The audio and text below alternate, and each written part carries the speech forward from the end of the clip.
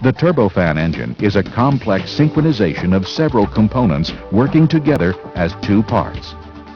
A core section that produces power to drive the propulsor section that produces thrust.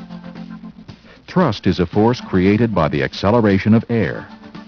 This phenomenon is simply an application of Newton's second law of motion, commonly expressed as force equals mass times acceleration. It is this force that propels the aircraft. To see how this thrust is developed, let's look at the internal workings of Pratt & Whitney's PW40-102 turbofan engine. The first component in the engine is the huge 9-foot diameter fan that rotates 2,800 times a minute at takeoff. This giant fan sucks in enough air to vacuum out the air in a 4-bedroom house in less than half a second. As the air races through the massive fan, it's separated into two streams.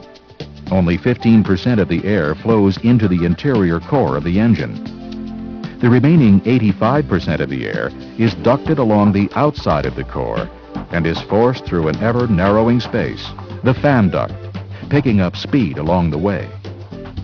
The ratio of this air bypassing the core to the air passing through the core is called the bypass ratio. Because of its huge volume, the bypassed air only needs to accelerate a small amount in order to develop an enormous amount of thrust. Meanwhile, the other 15% of the air has entered the first component in the engine's core, the low-pressure compressor. Here, the air passes through several smaller stages, each consisting of a set of rotating blades in between a set of stationary blades. Each stage compresses the air, forcing its temperature and pressure to rise.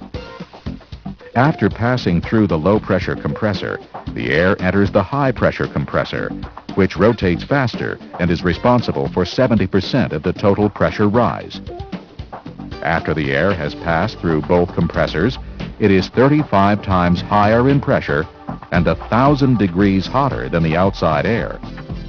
The compressed air is now at the right pressure, but it is moving too fast to be efficiently ignited, so it enters a diffuser, where it slows down while remaining at the optimum temperature and pressure.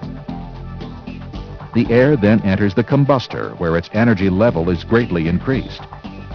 This is accomplished by adding fuel through a series of injectors and igniting it, further increasing the temperature of the mixture by 1,600 degrees. The higher the pressure of the air, the more energy will be added during combustion, and the more efficient this process becomes. This is why the compressors were used to increase the air's pressure. Now, the superheated and compressed air mixture is ready for the next phase. Blasting through the high-pressure turbine, the high-energy air spins the blades at over 10,000 revolutions per minute. These blades are connected to a shaft that runs through the center of the engine and drives the high-pressure compressor. In fact, the only purpose of the high-pressure turbine is to extract enough energy from the air to turn the high-pressure compressor. Together, these components make up the high spool. Next, the air passes through the larger low-pressure turbine.